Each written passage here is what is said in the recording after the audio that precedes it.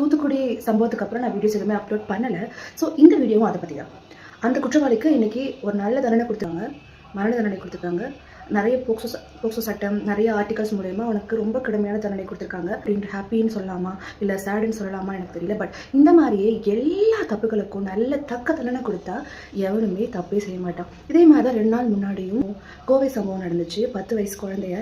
So இன்னொன்று 80 வயசு பாட்டியை பாலியல் வன்கொடுமை பண்ணுறதுக்கு முற்பட்டது. இந்த மாதிரிலாம் நிறைய விஷயங்கள் நடந்துட்டு தான் இருக்குது. நம்ம எல்லாருமே கேள்விப்பட்டுட்டு தான் இருக்கோம். நம்ம கேள்வி பண்ணும்போது தான் யோசிப்போம், அவனை ஏதாவது பண்ணணும் சொல்லி, கொல்லணும், அடிக்கணும், வெட்டணும் அப்படின்ட்டு. ஸோ இது இது எல்லாத்தையும் கவர்மெண்ட் பண்ணுச்சுன்னா கண்டிப்பாக இன்னும் ஒரு பொண்ணு மேலே கை வைக்கிறதுக்கு யாராக இருந்தாலும் யோசிப்பாங்க.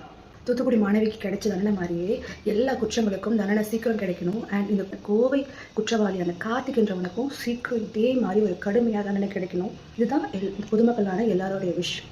தண்டனைகள் கடுமையானதான் தவறுகளும் குறையும். தேங்க்யூ ஃபார் வாட்சிங் திஸ் வீடியோ.